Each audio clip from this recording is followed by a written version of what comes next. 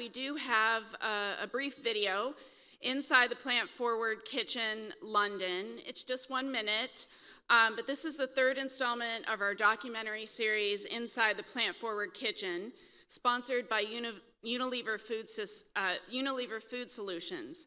The first two installments focused on plant-forward cooking in California and New York, and this third installment focuses on chefs based out of London or Cambridge. After this video, my colleague Abby Fammartino will come up to introduce the session and the chefs. Thank you.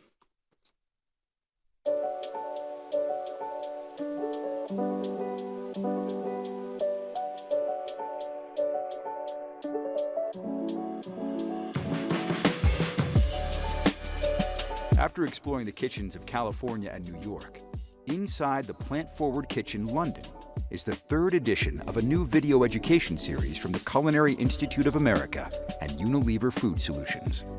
A first-of-its-kind video reference library documenting the best of plant-forward cuisine. In this volume, we explore the kitchens and restaurants of London and Cambridge in the United Kingdom, as their leading chefs discuss ingredients and demonstrate culinary techniques in step-by-step detail. So join us inside the Plant Forward Kitchen as we take a lesson in creative cooking from British chefs who are on the leading edge of this culinary megatrend.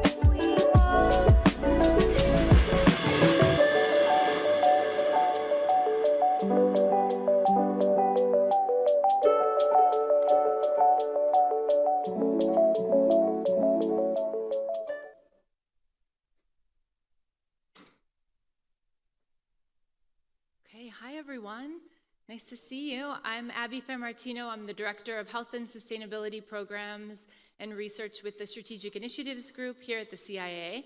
And it's wonderful to be here. This is my first Worlds of Flavor. Any show of hands, first Worlds of Flavor? Many of you, so amazing. How are you enjoying it so far?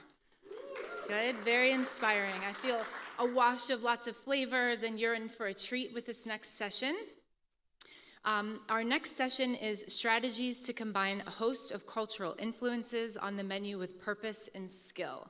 And in this session, we will hear from two innovative chefs, Ixta Belfrage and CLAU, who will showcase their culinary creativity and approach to combining far-reaching flavors from around the world into delightfully exciting and delicious dishes executed with skill and purpose. So I'm here just to briefly introduce the chefs, and then we'll kick off the session. We will be accepting questions on Slido as well, so make sure to ask your questions, and I will pass them along to the chefs. So demoing first, we have Chef Ixta Belfrage, who worked for over 5 years at the Ottolenghi Test Kitchen and is co-author of the New York Times bestselling book, Flavor with Yotam Ottolenghi. She takes inspiration from her personal heritage and connections to Brazil, Italy, and Mexico, and published her first solo cookbook in 2022, Mezcla, Recipes to Excite, which was celebrated as one of the best cookbooks of the year. Our second chef presenter is CLAU, chef and consultant at the CLAU group. She takes culinary inspiration from her Chinese-American heritage, the multicultural communities of Oakland and the Bay Area where she was raised, and from New York City where she currently lives. She started cooking as a hobby and has since turned it into a professional pursuit, working in restaurants in San Francisco and New York City, which led her to open her own restaurant, Quimica, in 2020, which was selected as a semifinalist for the 2020 James Beard Foundation New Best Restaurant Award. She's a former chef of Chino Grande and currently consults on projects around the world. And without further ado, you can take it away, Ixta. So nice to be here again. I was here last year for the Plant Forward Summit, and yeah, it's beautiful to be here again, and just very grateful for this sunny day because I came from grey London. I wasn't expecting to see London on my screen just now, but there you go.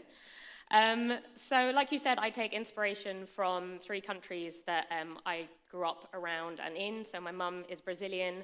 My granddad lived in Mexico, and I lived in Italy for a few years, so a lot of these ingredients sort of intertwine in my subconscious when I'm dreaming up recipes, and I sort of cross-pollinate with all of these ingredients and cuisines when I'm coming up with recipes.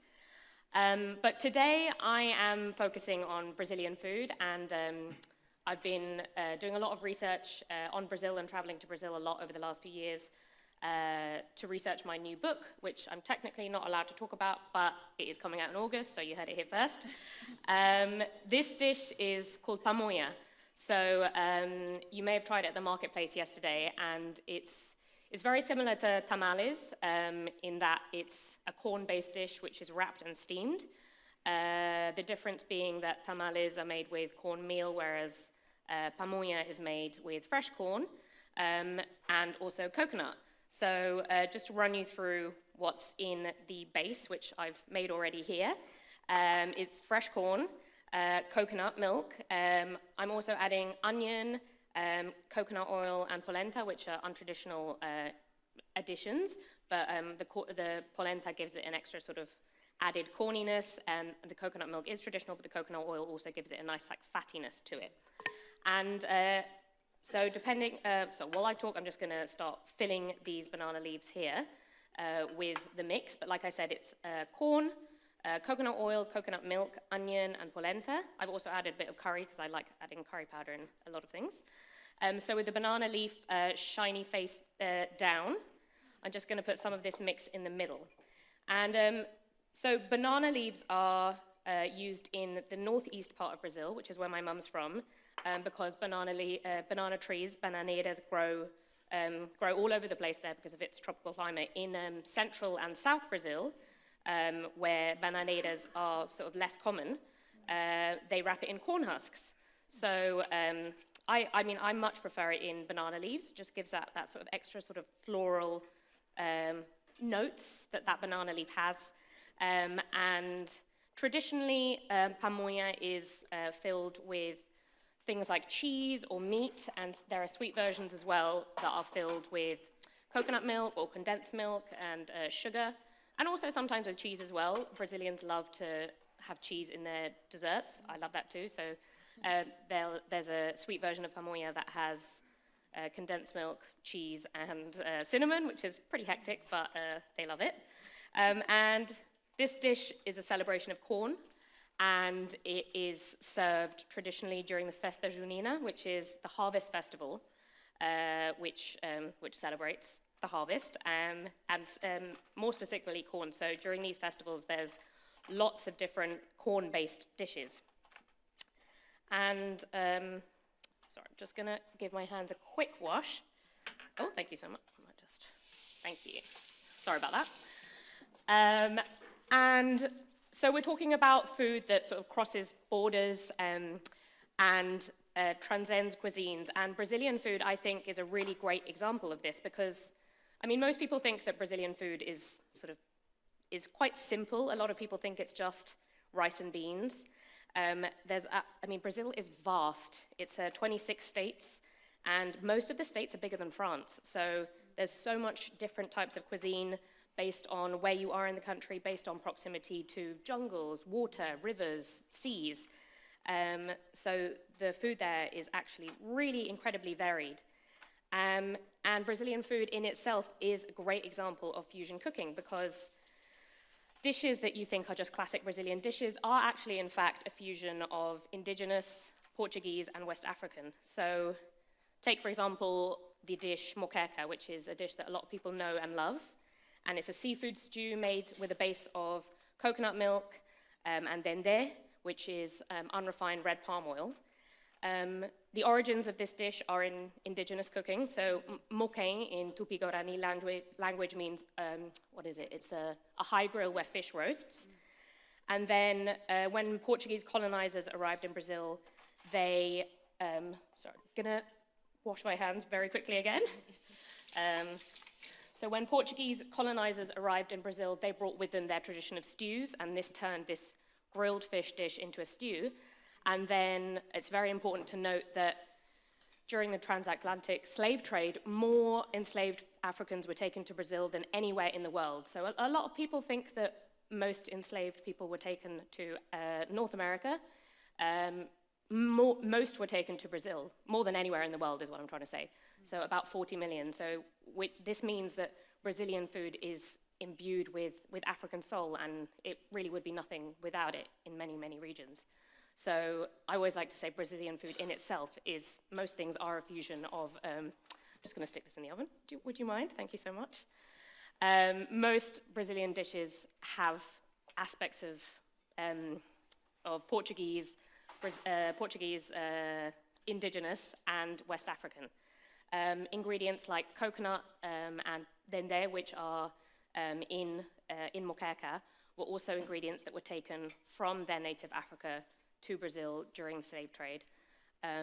So that's really important. And I think while we're talking about dendê, which I just like to talk a little bit more about this ingredient, because I actually wanted to have it in this dish, but I forgot to bring it because I have just been to Brazil and I got a really incredible dendê from a supplier there who makes it with a really beautiful aromatic leaf. Anyway, I forgot to bring it, but it's a really interesting ingredient because, as I said, it was taken from Africa during the transatlantic slave trade, but dendê trees now grow really well in Brazilian climates, in the tropical Brazilian climate, and now there's an area in Bahia, the state of Bahia, called Costa do Dendê, which is an area, a 70-kilometer long area, which is just dendezeiros, dendê trees.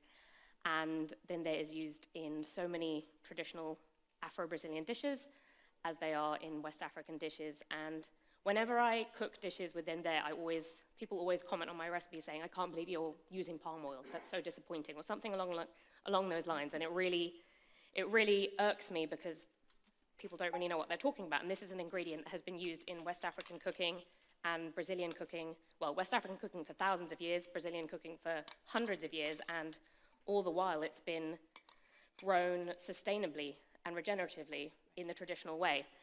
And the palm oil that people are not complaining about, that people have a problem with reason, is the refined version of palm oil, which is a result of toxic monoculture and the result of this sacred plant being taken from its native home and planted all over the world because it grows so quickly and produces so much oil.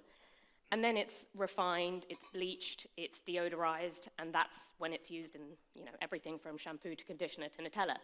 So this is the palm oil that we should rightly have a problem with.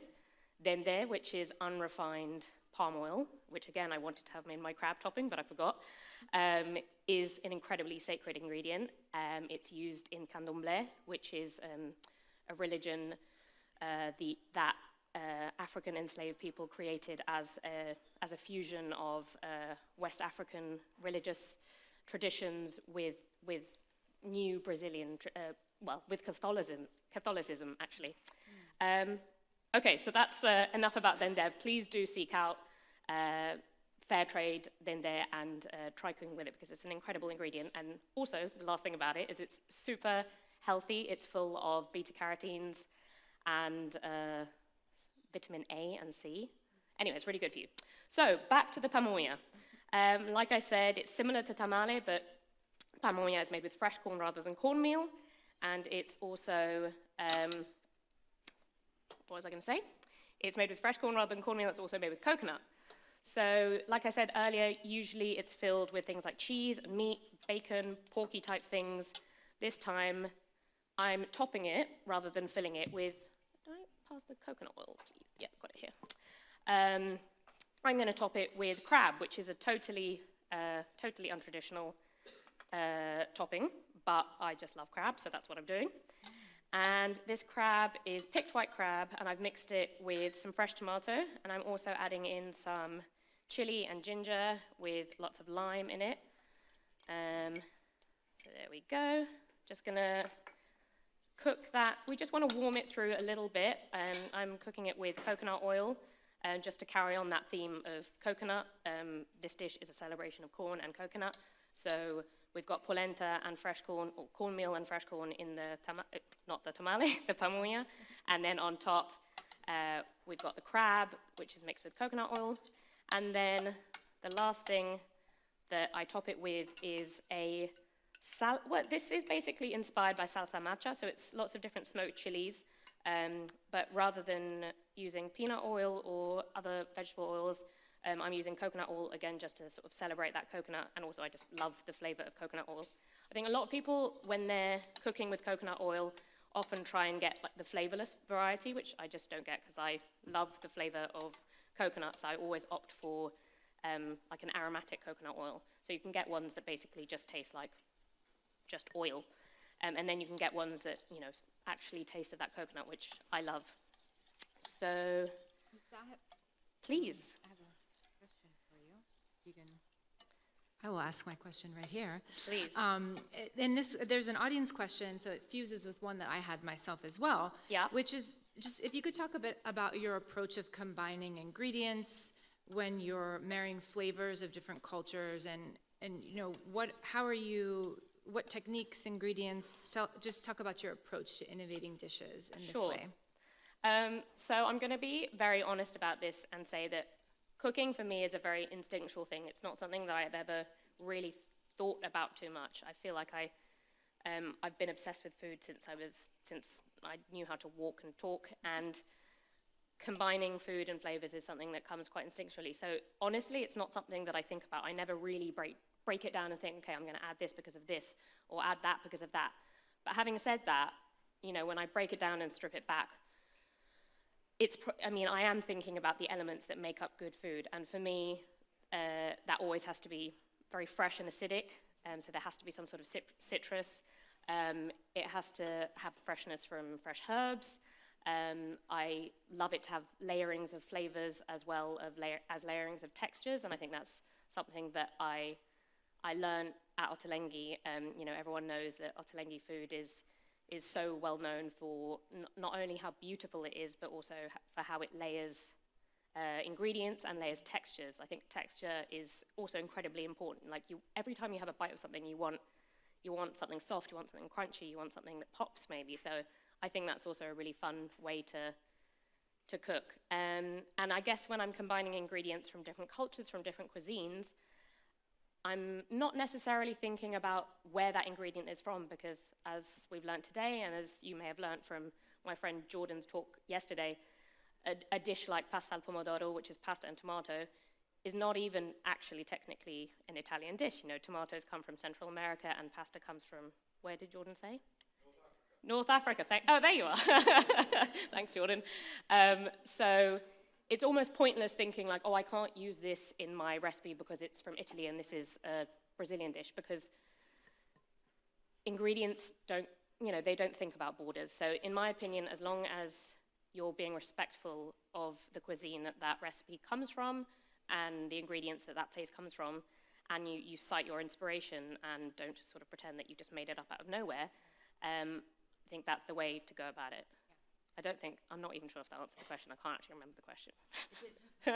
It did answer the question, and I think Okay. it sounds like it's using the building blocks of culinary skills, right? And balancing flavor, texture, and in your approach, recognizing that ingredients come from all sorts of places, and even within the cuisine of Brazil, as you mentioned at the beginning, there's so many stories and cultures already forming one cuisine. So you're taking that sort of a next level, creating some new traditions. Yeah, indeed.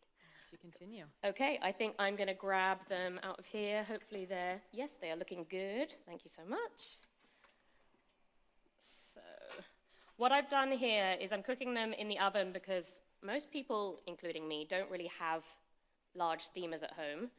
So what I do is I cook it on a tray, on a rack like this, and then I stick a tray of water in the bottom, and you create that sort of steaming effect because, again, most people don't have fancy steam ovens. I do really want to get a big steamer, like a Chinese-style steamer, but I always forget. You want to cook them until the banana leaf has sort of slightly shriveled, slightly darkened a little bit, and then we're just going to flip them over. God, they look so beautiful, and I don't know if you can smell the banana leaf. I don't know if, probably can't. Maybe you can? Yeah. Yes, I can smell it. You can. It's a really floral, aromatic smell that I just think adds a beautiful extra layer to this dish. That's why I personally prefer to do them in banana leaves rather than, I'll take all of them, yeah, sorry. That's why I prefer to do them in banana leaves rather than corn husks, just because I've already got those corn flavors in there, so it's kind of nice to add that extra layer of banana-y earthiness. Does anything change about the technique if you were to use corn husks? Yeah, so I mean, you would, so to be honest, when I make this, I usually make it with corn that is already, corn kernels, just because it's really hard to get good fresh corn in the UK. So in that respect, I don't have the corn husks. But if you have good fresh corn, which I'm sure you guys have here, like the produce here is unbelievable. I wish I could. The kind of produce we get in London is just awful in comparison, like totally awful. So please, if you have fresh corn, make it with fresh corn. Save the husks. You soak the husks and you wrap it in there instead. I love the look of banana leaves as well. I don't know. Pretty. Can you see that? They just look really beautiful and rustic and give it a really lovely aroma. So I prefer banana leaves. So I'm going to top these with this crab, chili, and ginger mix. Like I said before, this is a completely untraditional topping. Usually, I've said this 3 times now, but usually they would be filled with meat or cheese or something sweet. But this is a really nice combination. The corn and the crab and the ginger and the chili just works really well.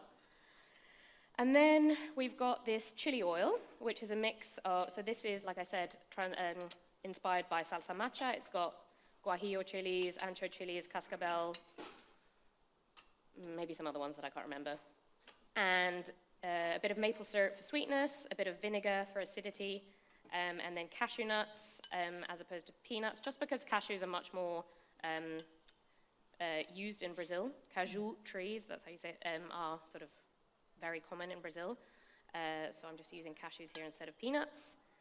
And like I said, I'm using coconut oil instead of veg oil just because I love that extra coconutty flavor. So I like to go on with a lot of these bits, not just the oil. But I think most of the bits were put on the pamoya last night. So there you go, just finishing it with a little bit more of that. And then some fresh lime. Like I said, I always like to finish my dishes. Oh, wow, that is a really sharp knife. Oh, my God, that was unbelievable. I like to cut my limes into cheeks. People often find this quite confusing when I say this in my recipes, like serve with lime cheeks. That's what I mean. So you, with the lime like this, you cut off the cheeks to leave the sort of the center and the pith and the seeds inside. And you obviously, people always say like, oh, what a waste. Obviously, I'm not throwing this bit away. I'm juicing it, I'm drinking it, I'm squeezing it over salads, putting it in salad dressings. Of course, I'm not throwing it away. But I just like the look of these cheeks. So yeah, just finish it with a squeeze of lime, some of these lime cheeks, some fresh spring onion, and that's it. I still have 6 minutes, but that looks amazing. We do have another question, and please continue if you have more questions for Ixta. How do you work within the limitations of the ingredient availability in the UK? So maybe not your favorite availability. That's a really good question, and I wish I could answer by saying that I work seasonally. I unfortunately, it's not that I unfortunately don't, but because I love celebrating the flavors of my mum's heritage, and so Brazil and Mexico and all these places, I am using ingredients that have come from afar with air miles, and it's not necessarily great for the environment. So I do have certain places that I go to for certain things, like I have certain places that I go to for dendé, certain places that I go to for dried chilies, and you can seek those out. In terms of fresh ingredients, you are somewhat limited, but unfortunately most things are available year-round. It's just that the quality that isn't that good. Right, that makes the sense. Freshness, like I said, that stall upstairs with all those Californian products was just mind-blowing. What was the question? That was it. It was, yeah, how do you work within that limitation? So I just unfortunately use things that are not at their peak or at their prime. But you know what? I really want to be better about creating these kinds of dishes with more seasonal ingredients and maybe working with growers that are much closer to me. There are some amazing regenerative and biodynamic growers popping up in and around London. So yeah, I definitely want to make some connections with those. That's amazing. Yeah. So I have one question, and then we have one in the audience as well. From your new cookbook, like, what's one of your favorite recipes? If we get it, what should we make? Like, this one. All right. So this is from, again, I'm technically not supposed to be talking about it, but I mean, whatever. So my next book is inspired by Brazil and Brazilian ingredients. In it, I sort of travel to 4 states and introduce you to different characters that I've met quite a few times. And the recipes, some of them are inspired by classic recipes, but with a sort of Easter twist. And then some of them are just sort of new recipes that I've come up with inspired by Brazilian ingredients. This is one of the recipes in the book, and I really do love it. I hope some of you maybe got a chance to taste it yesterday. It is fresh and zingy, but also quite rich from that coconut and corn. What's another recipe that I love? Actually, another recipe that I love that is inspired by a classic recipe is, so there's a dish in the Amazon region of Brazil called pato no tucupi. Pato means duck, no in, and tucupi is a very interesting ingredient from the Amazon. So it's the liquid extracted from toxic wild manioc, which is poisonous when it's raw, and you need to ferment it and boil it until it's ready to be used. And when it's ready, it's yellow and it's sour and funky and savory. It's just such an incredible ingredient, and in those regions you use it to cook stews. So in this dish, you slow cook duck in this funky, sour broth, essentially. And tucupi is something that you can pretty much only get in the Amazon region. It's quite an unstable product, so even in the rest of Brazil, you can't really find it. So in the recipe in my book, I've kind of tried to recreate the flavors of that broth, of that liquid. So I use yellow tomatoes and ginger and lime and vinegar and blitz it all together, and onion, and blitz it all together and pass it to get this broth, which probably doesn't sound very nice, but is really delicious. Sounds good to me. And then slow cook duck in it. So that's a really interesting Delicious. dish. Yeah. And the audience question is, what does food authenticity mean to you? What does food authenticity mean to me? That's a really big question. And honestly, I don't think I have a precise answer, because on the one hand, I very much respect food authenticity and respect people who want to pay homage to the dish as it is. But then again, on the other hand, when you really think about most dishes, there are so many variations of it. Again, going back to Jordan's talk yesterday, and like the millions of, not millions, but the myriad ways that you can cook pasta al pomodoro. So it's an interesting question. Like, yes, on the one hand, I have much respect for people who do things the right way. I also think that food is exciting, and we are where we're at because people can innovate, and because of mistakes in the kitchen, so I think there's space for everything. I mean, more often than not, quite often I'm like, no, I want something like classic Italian when I want comfort, and I don't want people to be messing around with it. I just want like something hearty and comforting, and then sometimes I want something different. So I think there's just space for everything. Yeah. Yeah. How about, learning from a fail? So you, as we know, sometimes there's happy accidents that happen and turn into a very popular dish, and then there's just accidents that happen in the kitchen that are a fail. So maybe any learnings, either good or... Yeah, so working in the Ottolenghi test kitchen, one of the things I learned from Yotam was like never to give up on a dish. So we were testing so many different recipes every day, every week. And often you'd get sort of exasperated by doing the same thing, not the same thing, but doing the same dish over and over in different iterations.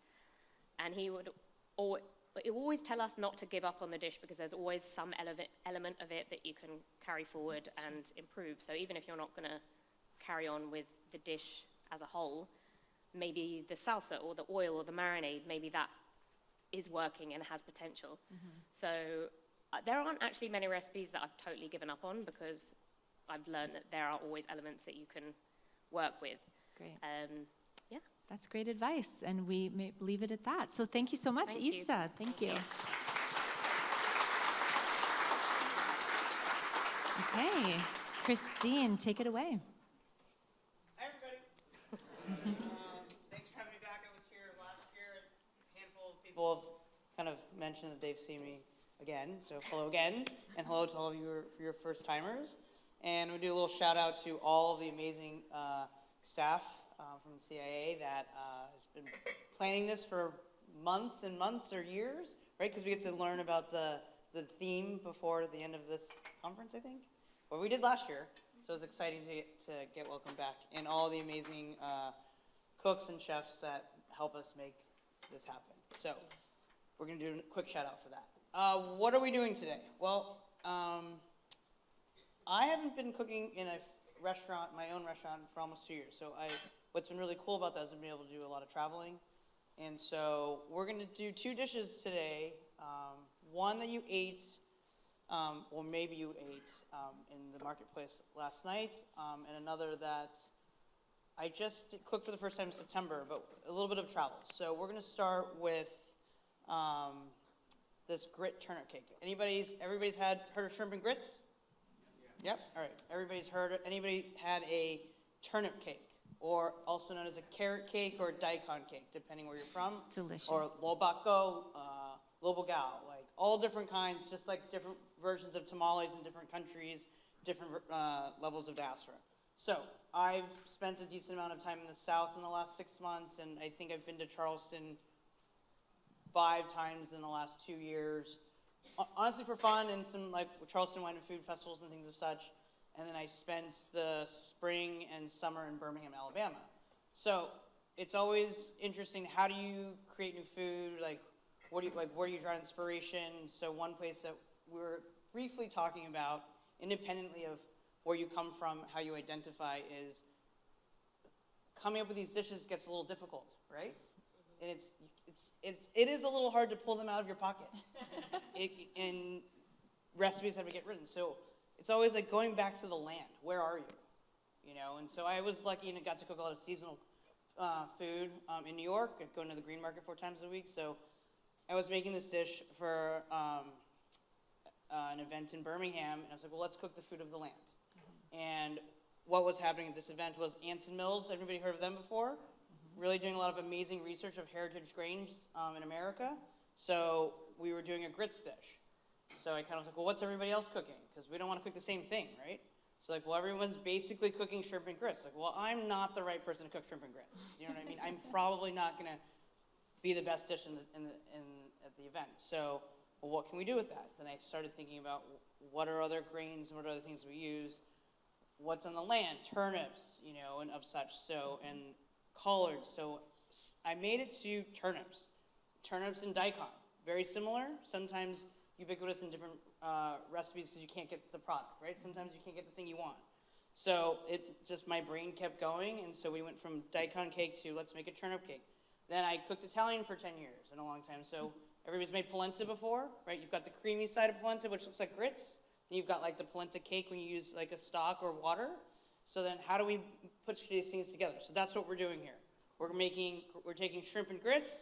We're taking a daikon cake or turnip cake. Pick your ingredient or your name for what you want to call it, and we're putting them together, all right? And we're not trying to force it. They're very natural, I think. So we've got here, we've got these beautiful milled, for the event from Ants and Mills, yellow grits, okay? We're doing about a 3-to-1 ratio, all right? Anybody in the South will tell you it's 4-to-1, like, no doubt. And so it's a little bit of both because I want it to like not fall apart, and we're adding a lot of stuff inside because we don't want it to be creamy enough that when we cook it, it doesn't get runny. Right. So we have started with we're going to take some dried shiitake mushrooms, and we're gonna covered them with hot water, chopped them. We saved the water, so we're cooking the grits with the mushroom water, okay? And then in the South, you must finish with some butter. I made that mistake. I was like, it needs creaminess, so we're gonna add just a little bit of butter, guys, right? Okay, just a little bit of butter, right? So these grits, these are Ants and Mills quick grits, so they are not the same as like the 2-minute grits that you're gonna get at the grocery store. These still take about half an hour, right? Same as polenta, you're continually stirring. So we have the grits.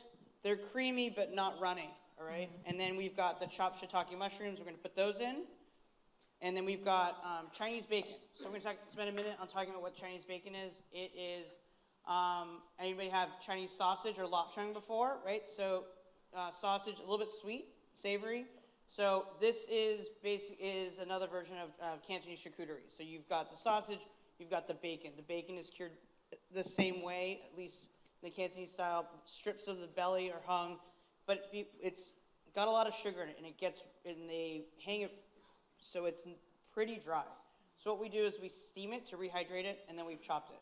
Traditionally, a turnip cake will have Chinese sausage, okay, and not bacon, but I like these little pockets of fat to give it some texture. So we've got really like large grains of grits here from Anson Mills, and then we're gonna fry it. So these little pops of fat in here are gonna be like, ooh, you get a little treat.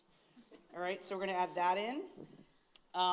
These are your traditional, in the grocery store. Honestly, I've never bought turnips in a grocery store, but I think the purple top turnips are what you'll find, right? It's like I'm either buying daikon at the grocery store or I'm at the market with the little Japanese turnips. But these are purple top turnips, grated on the box grater, or something like that. Traditionally, in the daikon cake, you will cook the daikon and you'll boil it or steam it. But I've chosen not to do that here because I want that little bit of like spicy bite from the raw turnips. And really, you're just folding this in to the grits, and the flavor actually comes through. So it's really lovely. So that goes in, and we haven't soaked this or anything like that. And then we're also going to go, hey, we don't want any waste, or we talk about how do we use products of the same lineage. So this is also known as choibo, okay? And you'll see salted radish, but really it's salted daikon, or then you could call it white turnip or white carrot, right? Depends what translation you're going for. It's dried and salted, and there's a sweet version as well. You'll see this a lot in both of these in like Southeast Asian food in that world of diaspora and all the cuisines melting. I added this because it also is a little bit of texture because it's dried. It has this, it's sun-dried, it had this little crunch to it, and it's salty. And so it's a different way of adding sodium into the dish that's not just straight salt. So we're gonna add this in. And then we're gonna mix it all together, and then we're gonna set it in a sheet pan, and voila, look at that, you guys. And you just wanna tap it down like you're doing any kind of like polenta cake or anything, so no air bubbles. And you wanna chill it, all right? So what's different? How long does it need to chill? I chilled this overnight, but really just as long as it gets firm. So it depends how cold your refrigerator is. Cool. Just to give you an idea of how different this is, like a daikon cake is a mixture of rice flour and some sort of starch, right? Everyone's gonna have their own recipe. Is it water chestnut starch? Is it arrowroot starch? Is it potato? Is it tapioca? And then you might add a little wheat starch. Or there's so many starches. It's some derivative of all of the above. But so this is straight grits, no starches at all. So we have these little cakes, right? You can cut them any shape you want. And I've done this pan fried, but we're gonna deep fry them. And we're gonna do this for the first time here. Well, I tested one yesterday, so let's make sure this doesn't fail. But the reason why is, again, I want extra texture. But in the most classic way, it's pan fried, and on both sides. But so we're frying them in here, because then we're getting the four sides, like a polenta fry, right? And we're getting extra texture, and those big kernels of grits are getting really crunchy. So while Rebecca's doing that, we're gonna talk about, well, what are we gonna garnish it with? And this is how the dish kind of kept going. We kept finding these lines. I kept finding these lines, like, well, this is gonna be hopefully a great dish. You're gonna tell me. So when you eat daikon cake at dim sum, it generally gets served with hoisin, right? Yep. Or oyster sauce, and then some sort of like peanut sauce or sesame sauce. So, is anybody familiar with what bene seeds are? Right, so bene seeds are the precursor, the heritage seed of America before sesame seeds. So it's kind of like the non-refined dende oil and the palm oil, right? So we've got bene seeds here from Anson Mills as well, but I did make a sesame sauce here, and that is with, I use Japanese sesame paste, but you could use tahini. We could also, if you have like a ton of sesames, you could make your own tea, but, and that's with a little bit of mirin, sugar, soy sauce, mirin, sake. Blend it all together, and then we finish it with a little acid. I've used yuzu juice here, but it could be just lemon juice or some sort of acid to balance it out. And then we've got, so in a daikon cake, you normally have Chinese sausage, you've got dried mushrooms, and then you've got dried shrimp. So how do I put the shrimp back into it? So remember, it was supposed to be a shrimp and grits event, and I was like, I want nothing to do with the shrimp part of the grits. But then I was like, great, well, let's make XO sauce with it, because who doesn't like to eat a little chili oil on their daikon cake? So I've made XO sauce here. It's got dried shrimp, dried scallops, 2 different kinds of chilies. I've used gochugaru, which is Korean chilies. I basically use 3 different kinds of chilies generally. You can mix them together or separate. Japanese ichimi, which is not the single pepper, not the 7-spice blend that you tend to see in the small jars, and Chinese Sichuan chilies that are ground, or then gochugaru, which is the Korean chilies. Yum.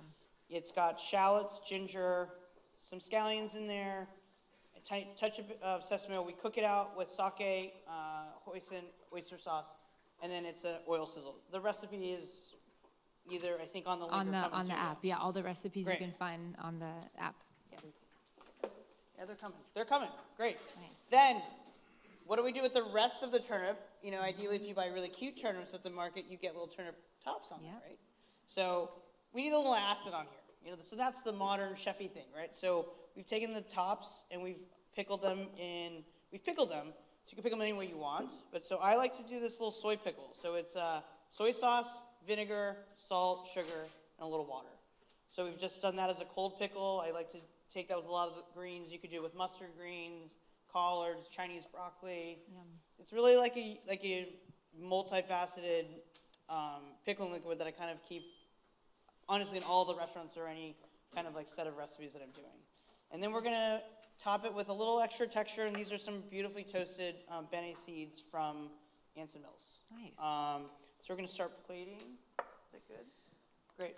Great. And Christine, as you're plating, I'm curious, you know, just to hear your answer to the question about combining flavors. And, you know, you're talking about this, like the kind of building blocks, as Ixta mentioned, of the culinary techniques and thinking about texture and flavor. But what other considerations do you bring to this concept of marrying flavors or trying to cross kind of traditions when you're coming up with new recipes? So like really basically, like how I start with it, and I kind of am able to verbalize it after the fact when I was writing the menu at Kamika, which was an Italian, Japanese, very almost all encompassing of Asian, is we have to find it's about finding the natural lines or the dots. How do you connect the natural dots of food? And how, in that sense, then it gets bigger. How do we connect ourselves through different cultures in our lines? How do we connect to each other, right? So it starts with, I think it's about 3 different perspectives. One, an ingredient, right? So we're talking about corn here. Is what form of corn? How do we use it across different cultures, okay? Then we can talk about a technique, right? So we're all in the industry here, so like what kind of, whether you've learned it in a professional kitchen or at home, or at a cooking class or online, but what technique is it, and how are you preparing it, right? So like the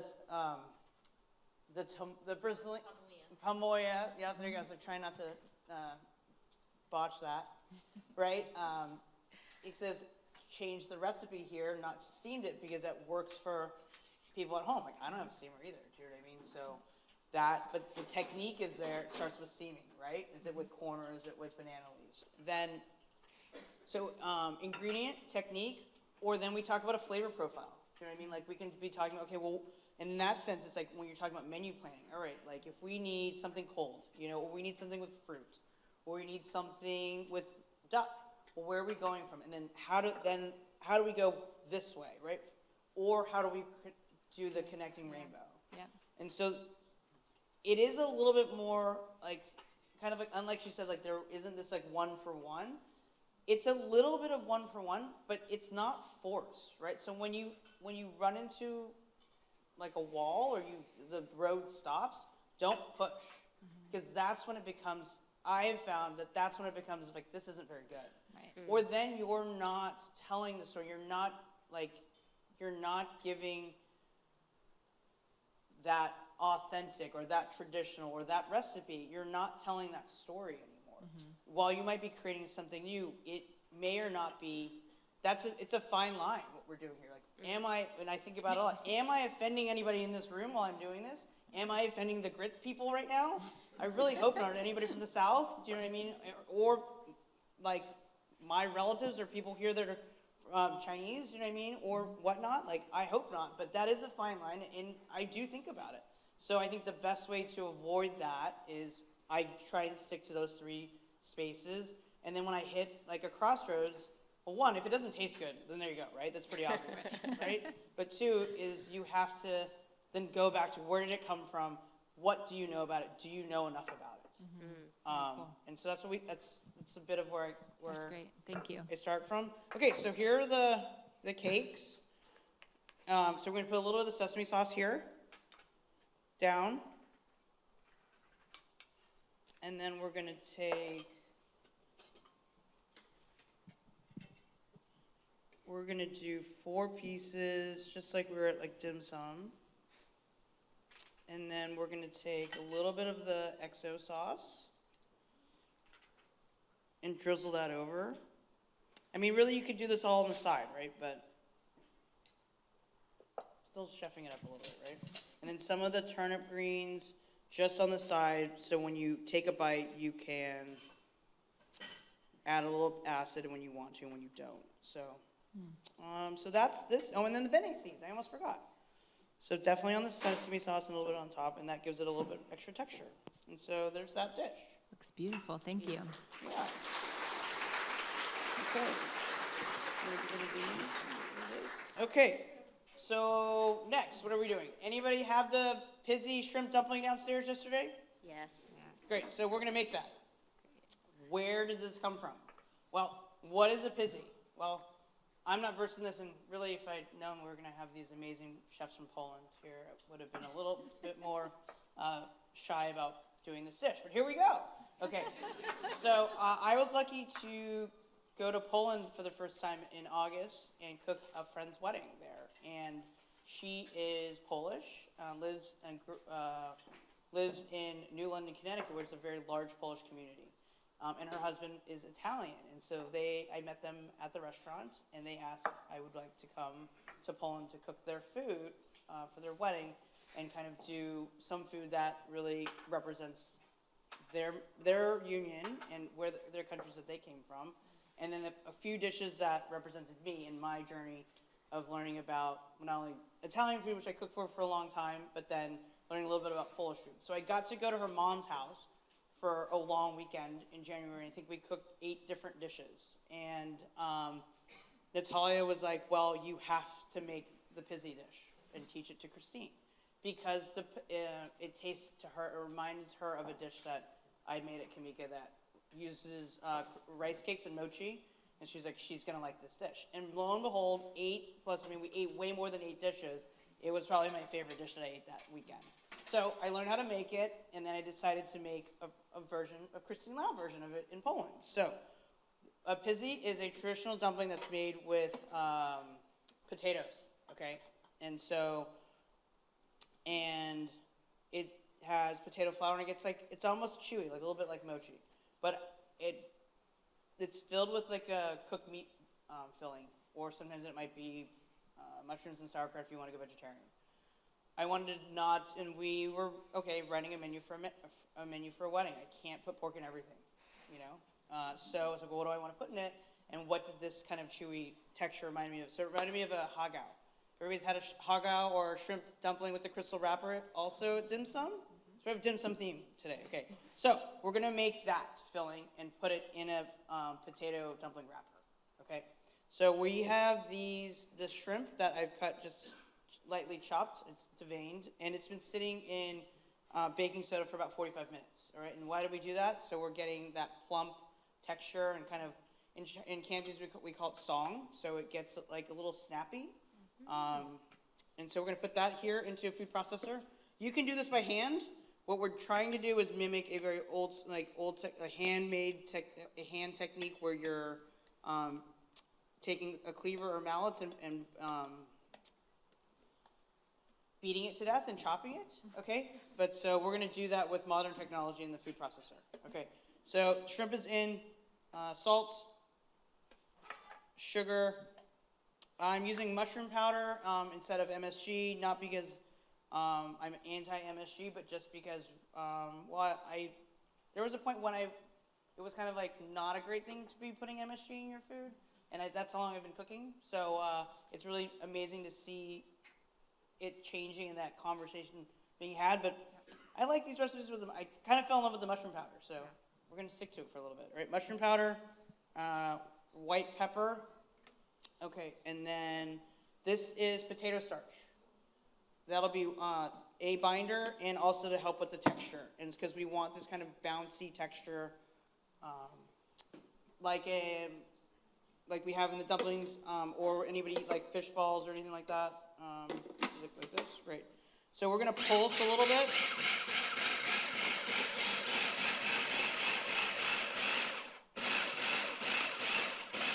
Because we are trying to mimic hand chopping, right? And then we're gonna hit this low and then drizzle in a little bit of oil because that will be a binder and give it kind of a nice moussey texture. So it is a version of a mousseline, basically, okay?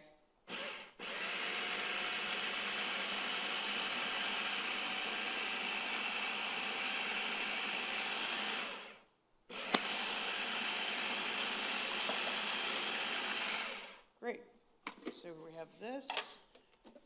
And Christine, if you could quickly touch on the process of adding the baking soda to the raw shrimp and allowing it to sit. That's an audience question, and I'm also curious about that. Like the technique of how to do it? Yeah, or just, you know, Why? Why, yeah. It Why does it increases work the pH and relaxes the muscles, so you get a better, like, kind of, it's like, plump is the better word, a little snap, I guess. More defined? Yeah, it's like How- a word I have a really hard time translating. Sure. Song is the Cantonese term, so it's a little chewy. It's kind of like when you're talking about noodles and you want the alkaline in a them. little bounce or It's a little something? bit bouncy, right? So it gives you that. Another way to do it, so you can do it without baking soda, is like I've done it with just running under cold water for a very long time. So if you were here last year, I did that with the technique for the tortellini, where I'm just running it along water instead of doing the baking soda. Okay. I want this to be like a drier farce, so I like the baking soda technique. How long does it have to sit? do you About think? 45 minutes. 45 You can minutes. do it like you could do it at like 20, but 45 is a great amount. Great. To an hour. Cool, thanks. Then these are some bamboo shoots. All right, so traditional to the haga filling, and I just am gonna fold that in. Great. So we've got this filling all made here, and then now we have to make the dough. So we've got Idaho potatoes that we peeled and boiled. Nothing too crazy about that. Season the water with salt. And then we've added in potato flour and egg and some salt. And then folded that together. Think about like you're making gnocchi, all right? And so we have these cute little balls of dough that are portioned. I'm just gonna rework these just a little bit because they're a little colder, like, right? You don't want it to you don't want to refrigerate the dough. Okay. Ideally, you don't want it to go over, you should do it not hot. It doesn't have to be hot, but warm is nice. But make it kind of right away after Yeah, it comes because together. it's potato, right? So you need to, if we keep working it with the starch, it really kind of turns into a nice dough. I had, I don't know, 15 people in that Heston kitchen doing that for the other day. So here, Thank you again to the We're gonna volunteers, make a nice- chefs. we're gonna make a nice cup out of this, or like a bowl here.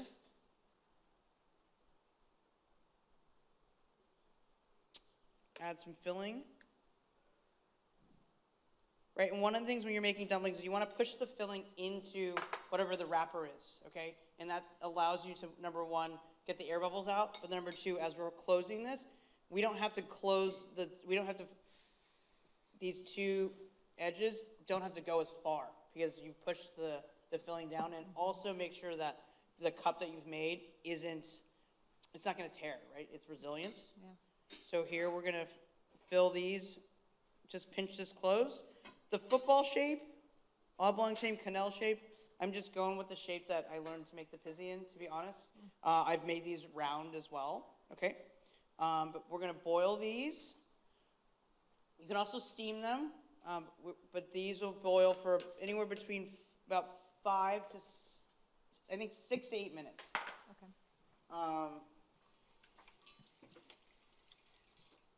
And then what we're gonna do here is we're gonna pan fry them. So we can eat them boiled, just like you can eat them like a dumpling steamed, but we're gonna pan fry these. There's one thing I did learn and see that was very different when I was cooking with, and just seeing different recipes for pierogies and for pizzies, that they always boil the dumpling right after they make it, okay? And so I find that to be different because if you look at Chinese dumplings, they're always frozen, majority of the time frozen raw. But what is similar is that I worked at a dumpling shop when I was, I don't know, in my 20s, and a woman that was like the lead dumpling maker, she's like, we don't eat fried dumplings. We always boil them she was from northern China. What we do is we take the leftovers and we fry them the next day. So, we all like texture, I like texture, so I like them fried. So you could eat them whichever way you want, but I thought it'd be fun to put a little sear on these. And so we're gonna put a little sear on these here. And then, what are we serving it with? Well, traditionally the pizzi is served with bacon and caramelized onions. So we've kind of broken that down, It's like a and sauce we or have Chinese bacon again. Sometimes you get fixated on an ingredient for a little bit. So here I am, okay? Don't blame me for it. And then instead of the onions, I don't mind eating a dumpling without sauce. So let me tell you, who likes sauce with their dumplings here? Great. So if I serve this with you without a sauce, you'd be kind of like, what are you doing, right? Okay, so we made it sauce. So instead of the onions, I've made a scallion sauce here. So it's scallions and a little ginger and cilantro all pureed together with a touch of sesame oil and salt and a little bit of canola, okay? Nice. And so it is got a beautiful texture here and thickness to it from the oil, like it is in emulsification. It's right into a blender, but it gives it some body. And so we're gonna just put this down at the bottom of the plate. Has some nice colors. We picked this cute black bowl here.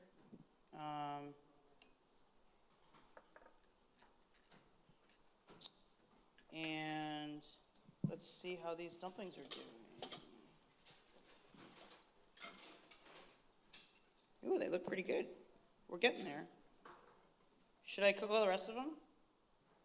I think we are running out of time. We are running out of time. Yeah, Is that 3 minutes or 3 seconds? that's 3. It's we're out of time. Oh, we're out of time. Great. So, we're gonna cook these to a nice golden brown. We're gonna plate. This is golden brown, guys, right? And, we want to show off the nice sear because it's really nice golden brown here. Looks beautiful. And then we're just gonna add a little bit of the Chinese bacon on top. So then you'll also get these little pockets of fat from the bacon. And this is the shrimp pizzi with scallion sauce. Great. Thank you, Christine. Thank you, Ixta.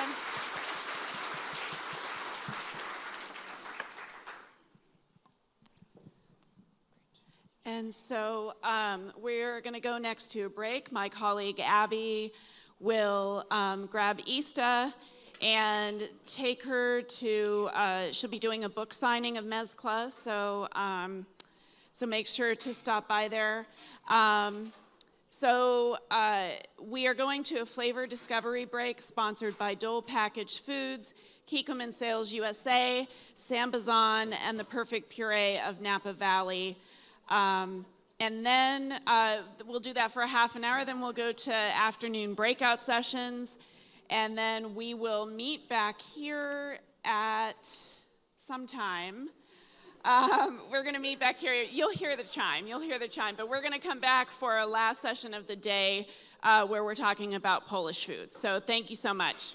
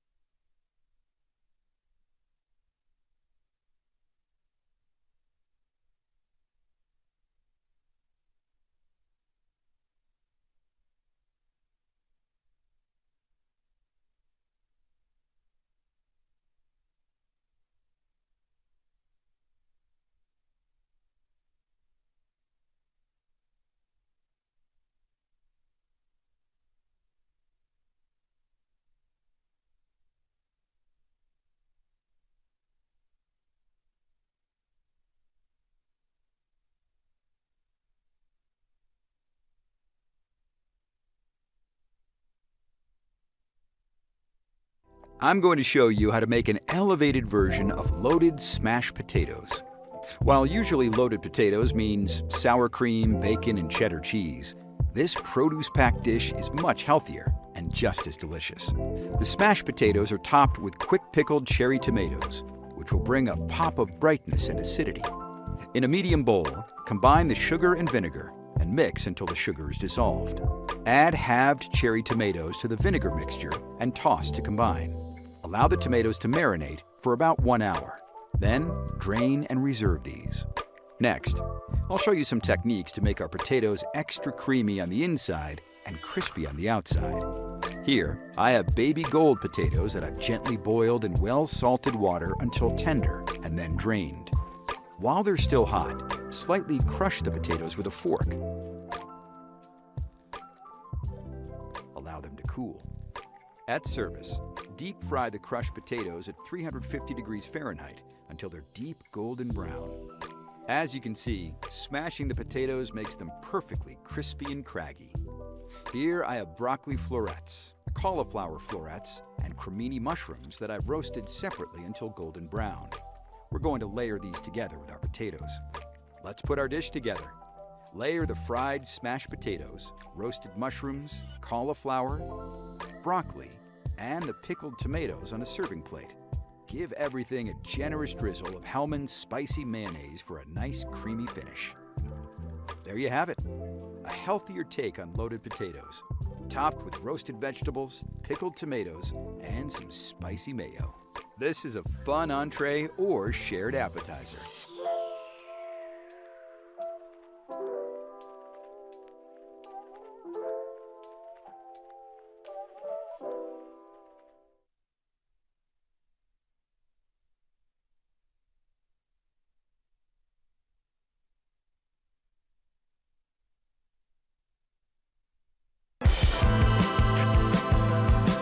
Like 2 nights errant, and with great enthusiasm to continue our cheese route, we left La Mancha behind and headed towards our new destination, the unique cheeses. Is that in Europe? Many cheeses are produced that receive that name. Cheeses such as Tatilla cheese, Torta del Casar, Alfuegalopito, or a unique cheese that is produced in Murcia using unique ingredient Murcia al vino wine.